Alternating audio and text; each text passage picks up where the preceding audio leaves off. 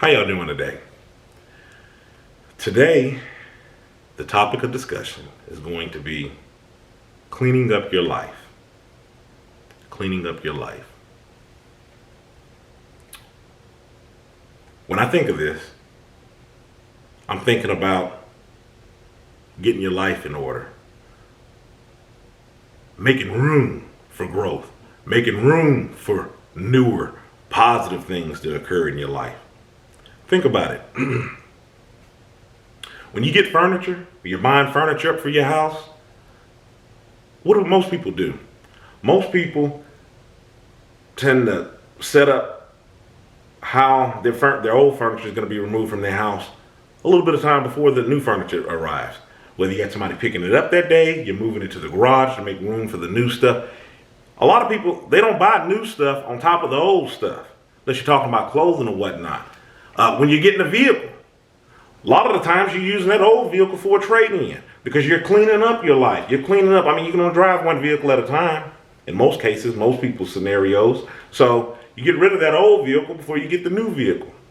We need to do the same thing in our lives.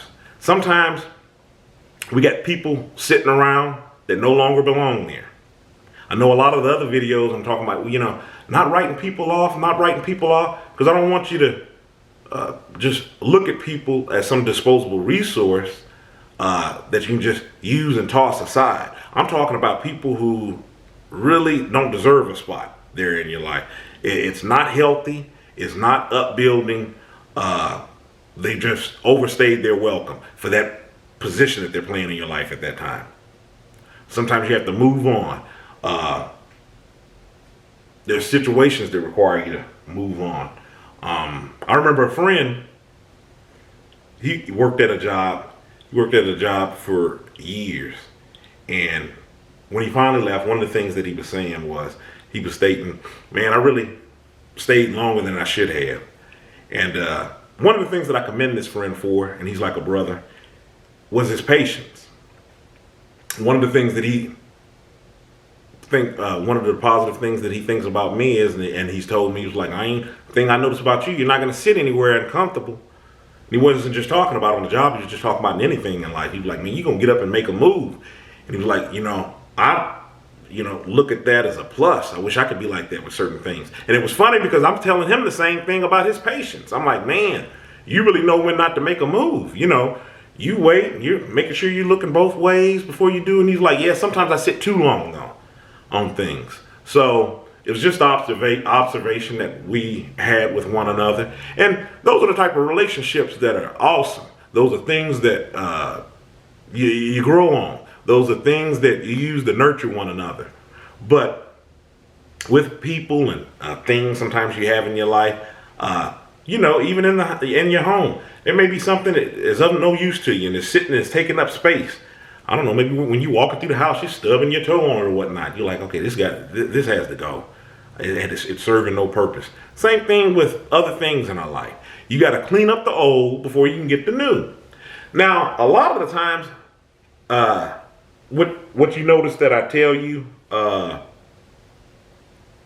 what I tell you in the videos is start with yourself first. Before you start pointing fingers at others and putting blame here, there, and everywhere, start with yourself first. Start with yourself looking at what can I do better? What can I do better with some of the choices that I have with things? What can I do better? Okay? When you take an accurate self-analysis of yourself and you're looking at things that you could do better and whatnot before you're going to other individuals, you can see on how that relationship may need to change. Maybe for certain people, maybe you just need to kind of cut down on the time that you're spending with them. Maybe they need to, you need to back up off of them a little bit. It's not a friendship that you just throw in the trash. But I'm just saying, I'm not in your life, but I know what the choices that I've had to make throughout my lifetime. Sometimes people they've overstayed their welcome. A family member of mine, I remember one thing that she told me, and I never thought of things like this. Sometimes people are in your life for seasons. Sometimes they're not meant to be there up forever. Sometimes you just kind of meet people in crossing.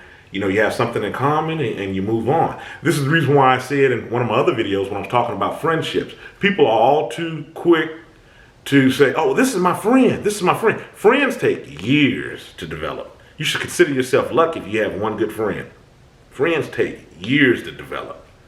So think about that. If they take years to develop, this person that you just met on the job and you went out and you done some social activity together, I mean, is that really your friend?